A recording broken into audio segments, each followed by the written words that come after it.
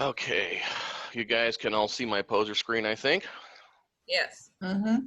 Okay, and I picked out a door that's actually, it's in the legacy poser content, and I honestly can't, I'm not exactly sure where it resides, but there's a set of building pieces that came with poser, and someplace they're floating around in there.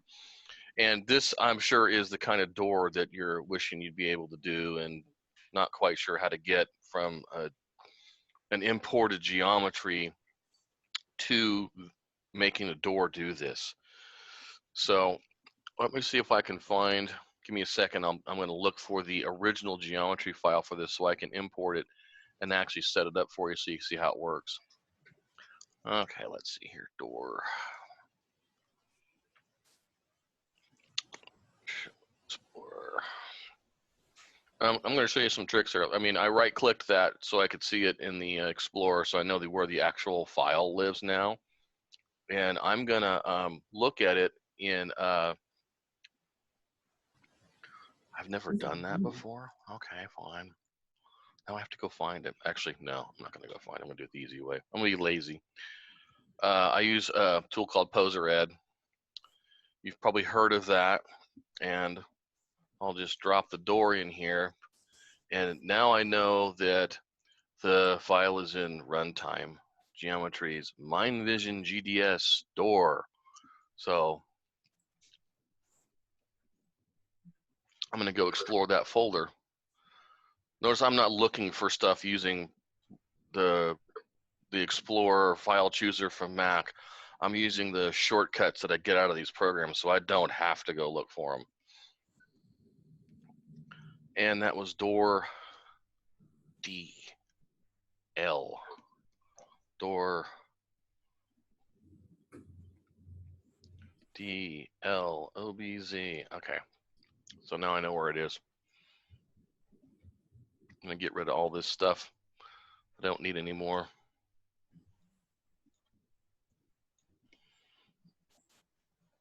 So that's the object file I want to do. We're going to pretend like we made a door and imported it into Poser. And now what we have to do is figure out how to get this door bit, which now is no longer detached, to make it swing open like a door. So I'm going to go into the setup room.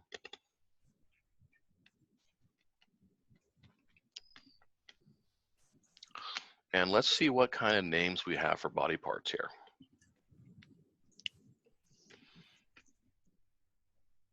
My grouping tool. We have door wall and door DL, okay? I need two body parts. I need the wall, which, I don't know, is just going to be like this. And I just pick the bone creation tool and draw a line while the first one I created, and the only one that really matters here is that I get the corner of the door somewhere around where the actual corner of the door is, right there.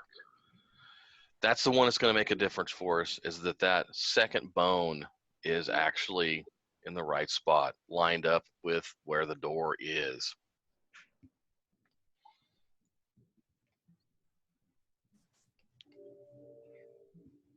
Do some draggy, roundy stuff here, and I'm not going to make this perfect because you guys know how to do that part.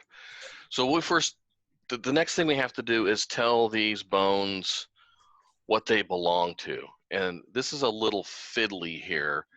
You have to look at this name, door D_L.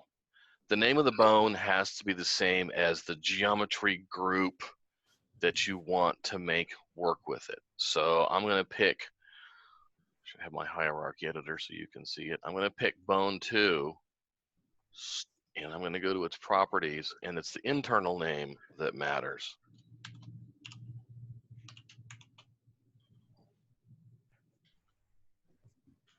I think I typed that right.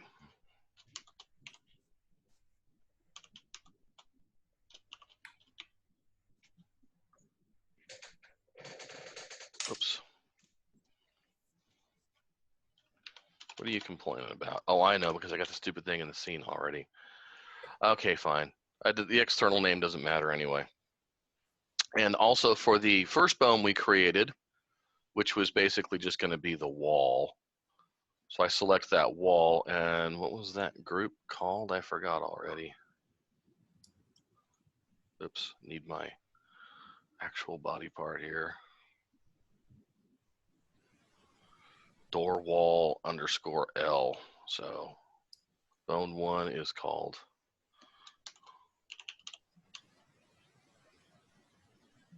underscore L.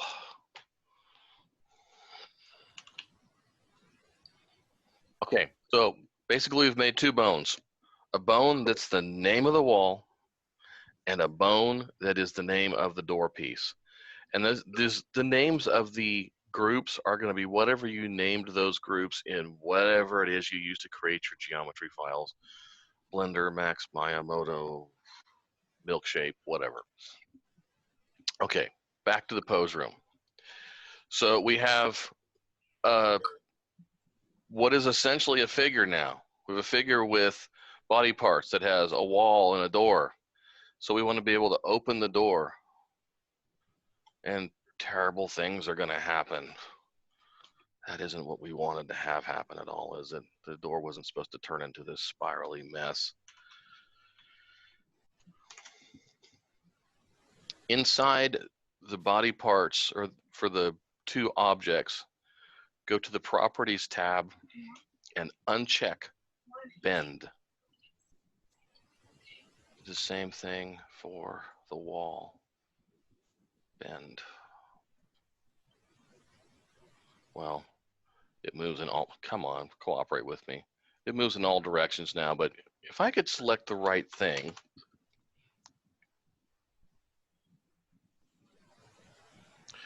now it doesn't move straight yet, and that's because we haven't quite got all of our settings right yet. But you'll notice that it no longer tries to tear itself to shreds. It works in one piece. So all we have to do now is kind of refine it to make it perfect. And for that, we need the joint editor. And you can see why it's not rotating straight. If you look at this green target right here, Yeah. it's at an angle. And that is the orientation of the rotation of the door. And we want that orientation to be straight up and straight down. So that's where these orientations right here, these guys, this is where they come into play. And the easy way to do this is just set them all to 0. So now my orientation, if I look at this from, get the joint editor out of the way, if I look at this from pretty much any angle, if you look at this line right here, the green line, it's straight up and down. That's going to be our hinge in this door. And it's a little off center. This way it's rotated a little bit on the y-axis, and that doesn't really matter where that is in this case. You may have to center that for something else you're working on, but it doesn't matter here because we're only going to rotate this door on one axis.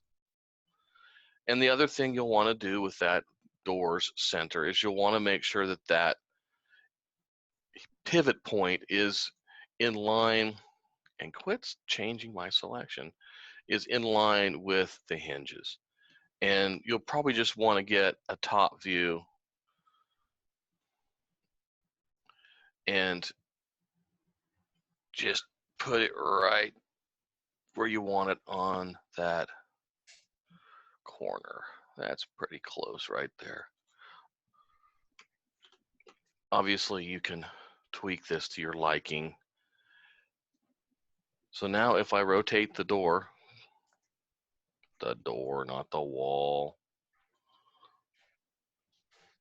you have a door that opens without blowing up. And then you go in and set your limits and maybe refine the pivot point because maybe it's not opening exactly right where the hinges are, because this actually isn't, it's a little bit off. But that is the rough idea of how to make a prop that's mechanical. And the real important trick to remember to all this is that bend check mark in the properties for the body parts. That makes them mechanical.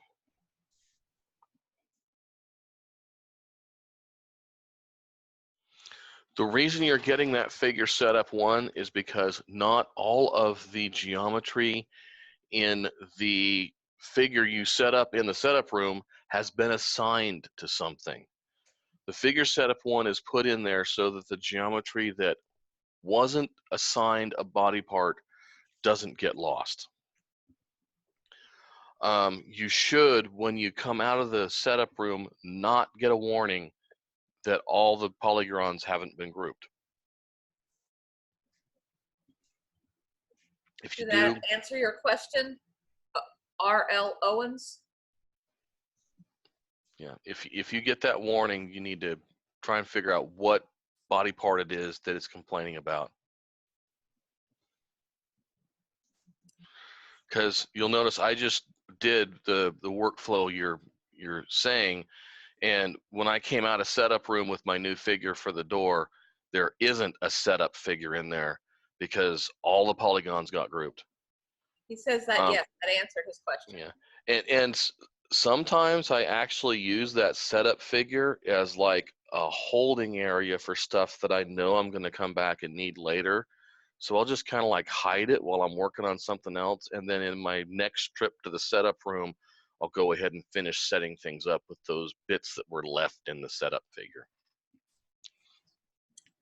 Okay, I have a question actually from vendors and testing content, seeing content come in. And when I try to request that people make content for LaFemme, everybody seems to be having issues with creating skirts. Yep. Skirts are always hard. Yeah, they are, but they report that skirts for LaFemme seem to be especially difficult. I'd have to see the specific case to know what's going on. It's the rigging, I think, mostly. They don't move like they should, or they don't move like they want them to, and since they don't look right, they will not do them. Excuse me, I'm drinking because I don't want to start coughing at you guys. Okay. When you make skirts, the way that I almost invariably do it anymore is I do skirts that are built with body handles that don't rely at all on the rigging of the figure underneath. So basically, it will, when you load it, it'll snap to the figure because it's got hips and thighs, but the thighs don't do anything. They've been weight mapped so that the weight maps have no influence whatsoever on that giant hip piece that's going to become the skirt. And I will add in setup room whatever bones I need to make the skirt do what I want it to do. I usually put 2 in front, 2 in back, and 1 down the middle to move the whole skirt as a one single piece. The body handle skirt to me is the best solution for a conforming skirt. If you want to get really crazy about things, there are ways you can make those body handles follow automatically with dependencies. And if you have serious mental issues, you can actually do it with bullet physics, where you create a bullet physics that has proxy objects dangling off of the original skirt that collide with the legs of the figure and make the skirt move. And that sounds like a tutorial. that's not just a tutorial, that's like a college class. Master class. And to give you an example of when that was used in production, if you go look for the Ruby series that was created in Poser, RWBY, go look at the one that I am the most proud of. There is in the second episode of the second season, all of the characters go to a big dance, and they are all wearing skirts, including a couple of the guys. And all of those skirts were rigged using that technique where bullet physics was used to drive the body handles that run the skirt. And it was a little insane, but that was the way it was done. Here's another question. Is there any way when saving a new figure that we will someday be able to specify a specific OBJ file instead of having Poser automatically save a new one? God, I hope so. I've been screaming for that for, well, as long as you guys have. I'm going to say yes, because at some point I will just basically tie Larry down and make him do it. It is absolutely necessary that we stop with this creating a figure geometry file that is broken in order to make Poser happy, and especially when you can just swap the original geometry file back in and it's still happy. So yeah, that has to happen. There's some changes I can't tell you about that I'm absolutely emphatic that we're going to do that will make that stuff kind of a moot point anyway. Okay, good to hear, because it is. Everybody drives. Yeah. Yeah, it drives everybody nuts. I know. Yeah.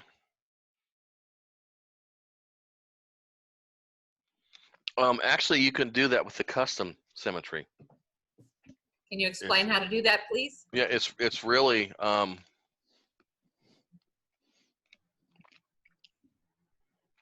figure rig symmetry custom.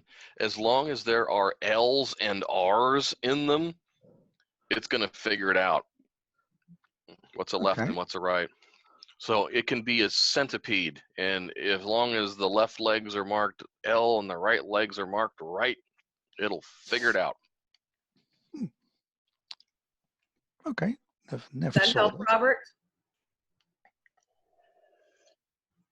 Is there a specific naming convention needed aside from R or L? It should start with an R or start with an L. Start or is enough to be in anywhere inside the name?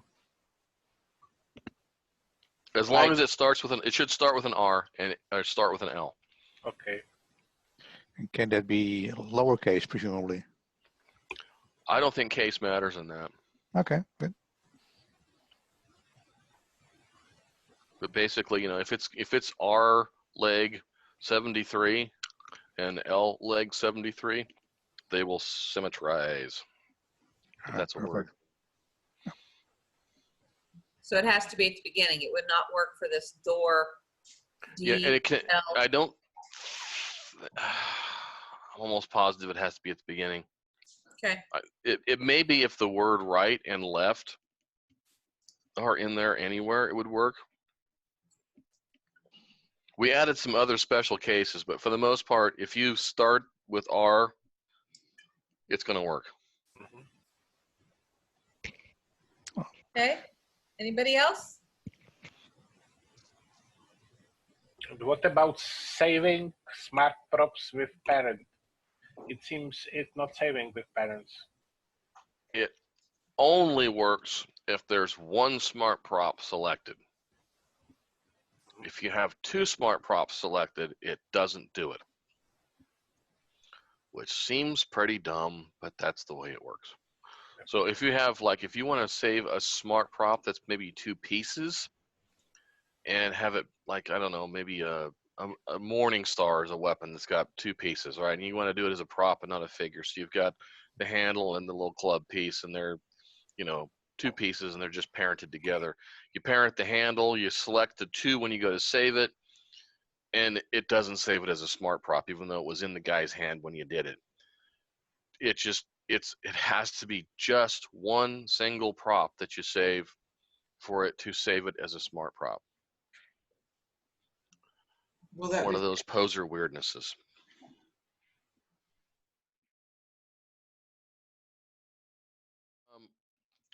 First, the easiest thing to do, if you have Substance, export the materials from Substance as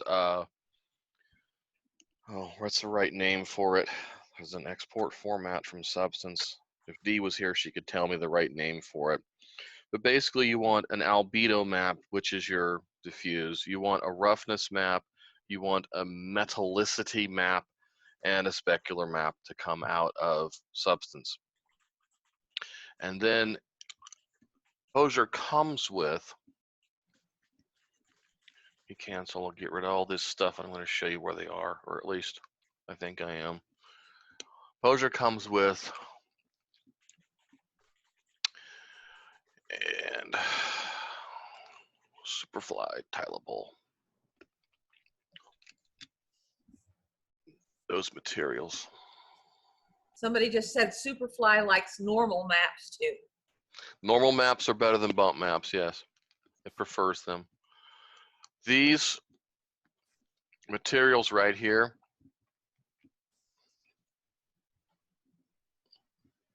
will be really good starting points if you come out of Substance. Actually, I should show you what the maps look like, not the names of them, so you know what you're looking for. You can plug your materials into these Superfly tileables. I'm going to show you where they are again. Poser content, Superfly, Superfly tileable. And there's some basics in there too, but the tileable ones are going to be the easiest ones. And there is a guide in the root of that folder to tell you how to set up your PBR materials just using those 4 maps. And that's going to get you a long ways down the road to being able to set up a Superfly material without having to get too fancy. And I also highly recommend that if you can, use the physical surface node and not the cycles root node. Those of you who are familiar with Blender materials and know how Blender thinks about its materials, dig in and use that cycles root node, because it's very similar to the cycles root node from Blender. It's just that for some reason Poser materials are read from right to left instead of from left to right. So you just have to look at them in a mirror to see how they work. The physical surface node is for the, until you get comfortable learning how Blender's materials work, use the physical surface node because it's going to be easier and it does a lot of it for you. But I think just using this is going to make you pull your hair a lot less.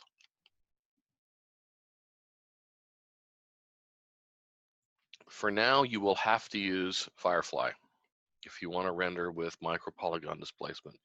You can still use the product in Poser 11. You just have to not use Superfly. And will Poser be getting micropolygon displacement? Well, one of the guys who used to work on Poser is Stefan Morel, and he's the guy who did all of our shading stuff for the cycles integration. He works for them now. We have friends in low places. I can't say any more than that. Stay tuned. It's another one of those. What about iRay in the future of Poser? Doubtful. And there's a reason why iRay is doubtful. And the reason it is that iRay is not NVIDIA's first render engine. They've done this before. They've created render engines. They were the bee's knees for a couple years and then decided, you know, we're just not going to develop this anymore. Cycles, if Blender decides, you know what, we're not going to develop this anymore, it's okay because it's open source. We can pick up the pieces and carry on. With a black box renderer like iRay, if they decide that they're not going to do it anymore, or they decide they want to change something that breaks everything, that's too bad for us. I don't like being chained to someone else's problems. And they have ended programs before, like you said. Yeah, what was they've the done first it. one? V-Ray? Yeah, they had, and there was one before that, and I can't remember what it was called. They've done it twice, where they had this greatest new render engine in the whole world, and they worked on it for a couple of years, and then they just pulled the plug, and everybody that was going on that bandwagon was just, tough. Will we I don't want to do that. Substance integration in Poser? I really loved having it in View. Mary. Yeah, I want it too. And actually, the note I just showed you in the material room is kind of a step in that direction, where we can take the output of the substance maps and just plug them right into the maps in Poser and get like 90% of the way there. Obviously, it doesn't work for the procedurals that you can get out of Substance. Substance does have kind of an SDK, and I'd like to see that happen, along with about a million other things I'd like to see happen. And it's just a matter of how long it's going to take us to do it and the return we can get out of it, if it's going to help the most people. Well, I would love to say yes, but I can't say yes. From our little group here of about 12 to 15 people, we've had 3 that asked about Substance already. Yeah, I know. It's great. I wish. I do the maps thing now, but the awesome thing in Substance is the exposed parameters. Even that is good news. Yeah. I want to be able to plug in substance materials. And part of it, just this is kind of a background on why things happen the way they work in render engines, is that the way a material works is very closely tied to the render engine itself. And it's supporting substance materials is more than just bringing the materials into Poser. You have to convert the way they think into the way your render engine thinks. And part of the reason why the cycles has missing some nodes is that some of the things that those nodes do, just Poser doesn't understand. And we have to figure out ways to either make Poser understand those differences, or we can't implement it. And one of the things that Poser doesn't do, if you look at all of these nodes here, they have one output. There's one output from every single node. If you go and look at the nodes that haven't been implemented for cycles, you'll find those are the nodes that have multiple outputs. Poser just doesn't do that yet. So that's one of the things that needs to be addressed before we can implement the rest of the cycles nodes. And some of the substance nodes do the same thing. They have multiple outputs. Someone said another Substance user here, so I too would be happy with the same integration to ease out the workflow. Next question, I know that Blender's constant changes come into play, but is there a possibility that there will be a Go B, like Go Blender, like there is a Go Z? If they make a stable API, those moving targets aren't any fun. No. The principal shader that was finally fixed for cycles has made integrating Substance into Blender.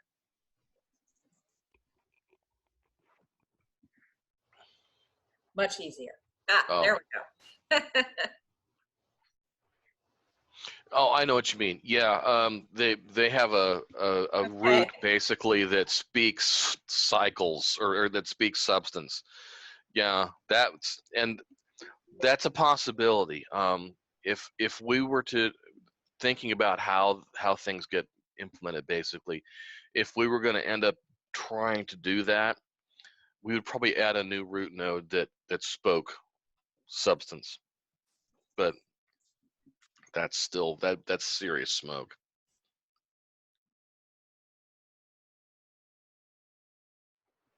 It's most likely there's duplicated geometry. What can happen is if you spawn it again in the setup room, and sometimes the quick and dirty fix for this is to go delete the setup figure out of the figure, and you might get rid of that ghost geometry. It's invariably duplicated geometry. Does that help?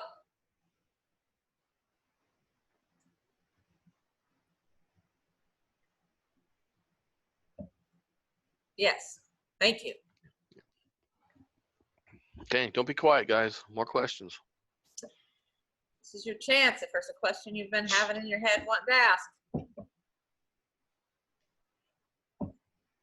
I know we must have some questions out there because we're not seeing very much content for Poser coming in, and that is our goal here. So if there's something you need help with, if there's a question, please bring it.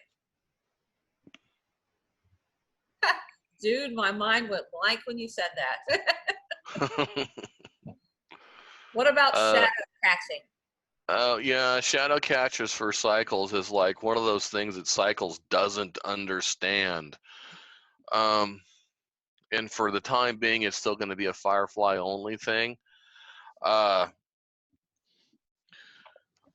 think that the new Cycles, which I mean, the new Cycles, the subpolygon displacement in the new Cycles versions is still kind of in the experimental stage, although Stefan says it's pretty stable. And it's the same with shadow catching. And the thing to remember about the big difference between Firefly and Superfly. Firefly is a RAYS render engine. In other words, it's not really a ray tracer. It can ray trace, but more than that, it's just a procedural render engine. It'll do anything you tell it to do, no matter how stupid or physically impossible it is. Cycles, on the other hand, being a physical render engine, it doesn't do things that can't physically happen. And in the real world, there's nothing that's invisible that catches shadows. So Cycles is like, you can't do that. That doesn't happen in real life. It just doesn't get it. So, yeah. Okay. Possible to add lights that can't be seen in reflections. I think what you want to do is turn the specularity to 0 on the light. If you look at lights in their materials, there's just pick any light and there's a specular value right there, and just make that black. I think that's what you want to do.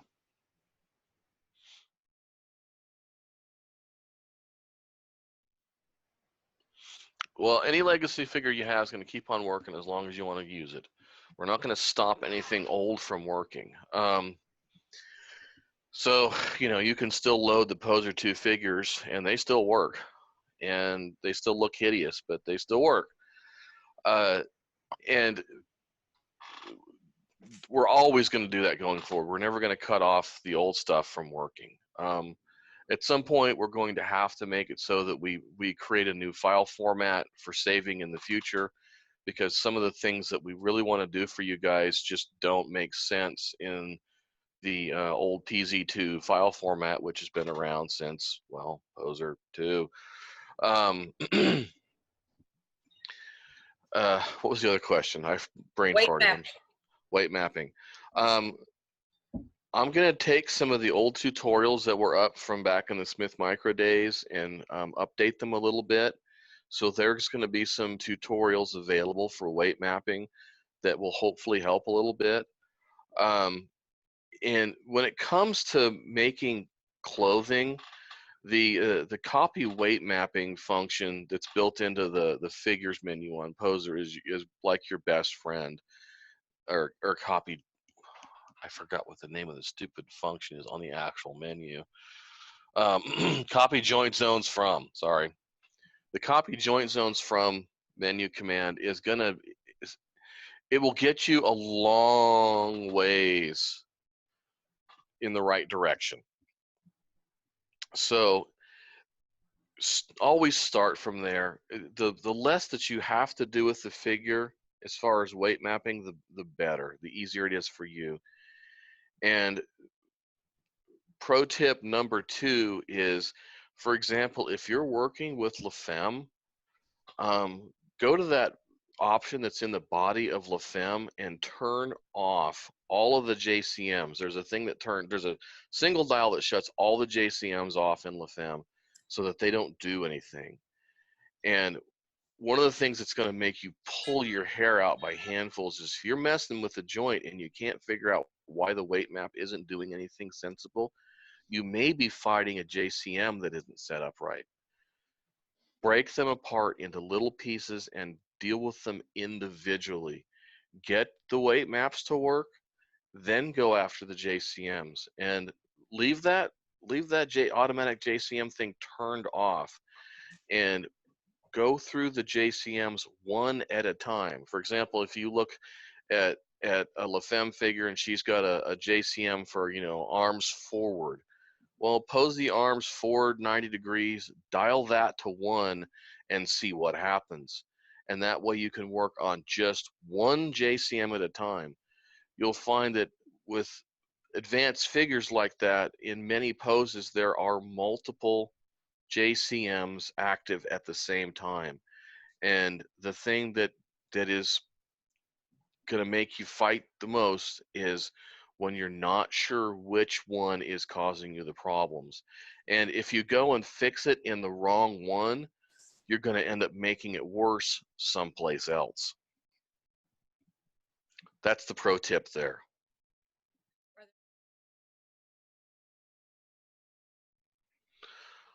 Poser's universe is tiny compared to everything else.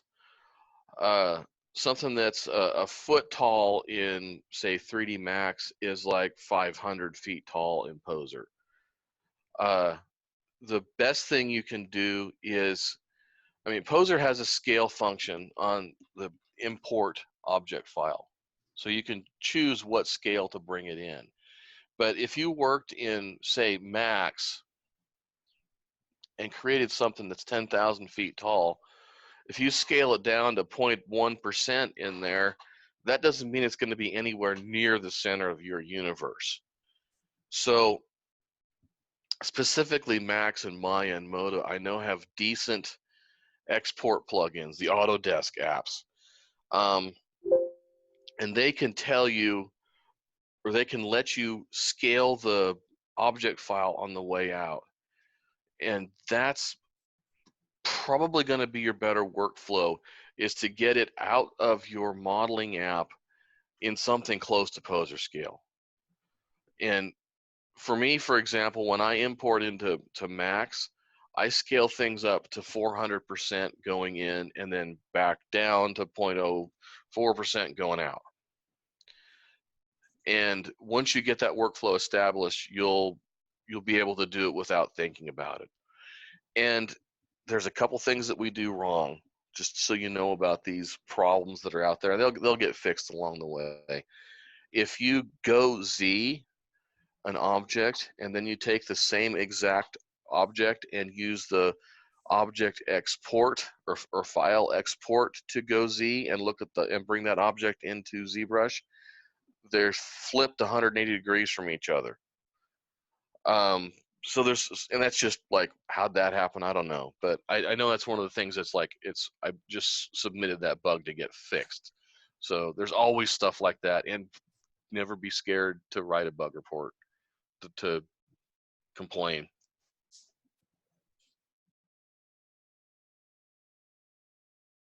Yeah, the Clothroom is really, really hard to use, and there's technical hurdles that we have to get over. And just for example with the Clothroom is the way any cloth engine works is the density of the mesh has a tremendous impact on the way that the cloth simulates. You can take the exact same simulations and take a cloth that has, say 4 times the polygon density, and you'll get completely different results. The low density one's going to simulate looking like a chunk of leather, and the high poly one's going to come out looking like silk. So those mesh densities, that's something that we don't have direct control over in the Clothroom. So making things like presets for, oh, you should have a preset for silk. Yeah, but the preset would also have to say, well, your polygons have to be such and such size or it's not going to work. So we have to figure out ways to accommodate the variability in mesh density. And then you get crazy things like people try and take a conforming clothing item that has a bunch of geometry that's not connected to anything. You throw it in the Clothroom and all the belt buckles fall off. There's ways we can solve those problems, but we have to figure out how to do it in a way that's not going to be insanely complicated like it is now. Somebody says they did have that happen. Yeah, we've all done it. We've all done it. You take something into the cloth room and the buttons fall off the shirt and the belt falls off and the belt loops fall off and it's like, oh, well, I guess this one's not going to work in the cloth room. And, you know, part of that, it's up to the person who creates the content to not have any detached geometry. But let's face it, who wants to make the pocket on a shirt so that it's actually attached to the base geometry? It's a pain. And the other pain that creates is that where those seams are, there's going to be little itty bitty sliver shaped polygons. And that's something else that gives the cloth room hives. It doesn't like sliver shaped polygons. If they're little long, skinny, narrow polygons, it's likely to crash. It just doesn't like that. And one of the things we've talked about, this is back shop talk and just, you know, blowing smoke. You sit around the whiteboard and say, well, what if we do this? Is we've thought about creating the same way that a bullet physics object creates a proxy shell during the calculation. Well, can we do the same thing with the cloth room? Create a known density proxy shell and then basically map the movement of the proxy shell onto the clothing. That's one possible solution, but you lose resolution, you lose detail in the simulation when you do that. So yeah, my suggestion there is patience, grasshopper, move slowly. Yeah, there's actually a lot of stuff going on when those brushes are moving, and they will jump a little bit. Sometimes what makes them look like they're jumping is if you're painting on a body part, and this all comes back to the stupid cut up figures. If you're painting on a body part that isn't part of the joint you're working on, the brush becomes inactive, which seems kind of dumb, but that's the way it works.